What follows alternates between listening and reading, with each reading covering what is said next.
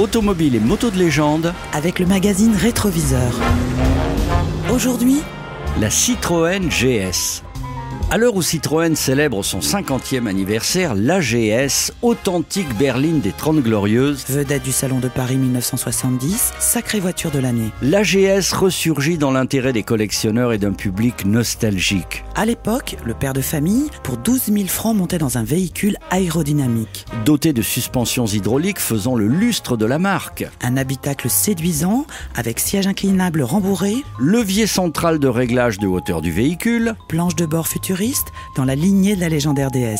avec ses phares et feux au design soigné, on parle même de SM miniaturisé et malgré un moteur 4 cylindres à plat de 6 chevaux frôlant les 150 km/h, Qui se rapportait jusqu'à 1,3 litre, l'Autojournal qualifie à l'époque la GS de bombe Citroën. dans ses différentes versions. Dont une avec un moteur birotor sans oublier la GS Palace. La GS connaîtra un important succès commercial et une carrière longue de pratiquement 10 années. Jusqu'à la GS X3 avant d'être solidement remplacée par la BX en 1982. Dans ses différentes versions, elle sera éditée à presque 1 900 000 exemplaires et à l'heure où la DS, la SM et CX prennent de la valeur, La GS est le futur collector sympa de la gamme Citroën. Laissez-vous tenter en allant admirer le dossier très complet du magazine Rétroviseur de février 2020. elle a tout d'une grande.